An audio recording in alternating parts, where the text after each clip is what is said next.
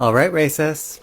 Christopher Columbus came with a translator slash navigator named El Pedro or El Negro. Now you're thinking, why would you come to the Americas with a black man to translate? It's almost like he knew that there were already black people here.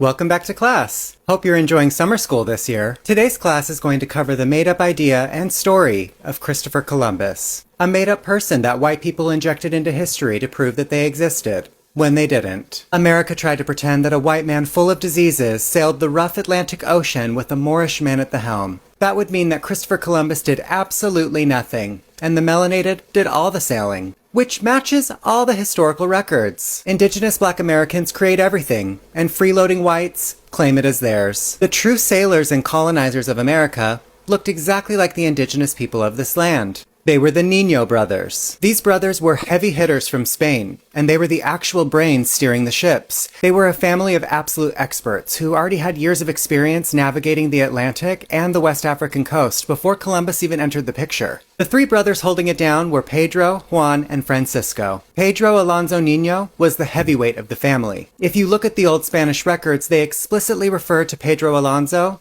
as El Negro. He was the chief captain of the Santa Maria, the biggest ship in the fleet during the 1492 voyage. This man was so elite at navigation that the Spanish crown literally gave him the official title of Grand Pilot of the Indies. And they even had him teaching map-making to the royal prince. Juan Nino, the oldest brother.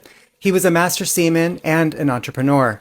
He literally owned the caravel La Nina. He served as the master of the ship on the first voyage, making sure the crew and operations were tight. And then there's Francisco Nino, the youngest brother. He started out as a sailor on the first trip, but leveled up to pilot La Nina on the second voyage. The Nino brothers didn't just do a one-and-done trip. They were outside across multiple historic voyages from 1492 to 1498. They sailed from Spain to the Canary Islands, made first landfall in the Bahamas, and even checked out Haiti and Cuba, where the Santa Maria crashed and they had to pivot back home on La Nina. On later trips, they hit the Lesser Antilles, Puerto Rico, and even Trinidad. And on this voyage, they encountered the indigenous Taino and Lucayan peoples. They also ran into the Carib people and the indigenous black Americans of Florida, who were not playing around and fiercely defended their land. So the "we conquered" folk tales from the jealous and inferior troglodytes is all made up propaganda to make themselves seem tough, in which we can see on the day-to-day is bullshit. Weak people would never be able to colonize the most powerful people on the planet, which is indigenous black Americans. These brothers and their crew had to be some stiff competition to be able to travel the lands and survive the violent clashes they often faced, like the violent clashes with the indigenous people of Venezuela, which eventually made the Spanish crown very rich, from the jewels and the pearls that were stolen and used to enrich themselves. Long story short, these brothers were the opposite of the whites in the history books. They were the elite, wealthy, and actual muscle behind the navigation that changed the world map forever. Black people are the true navigators and explorers of this entire world. And they are the true original people. Well, thanks for watching.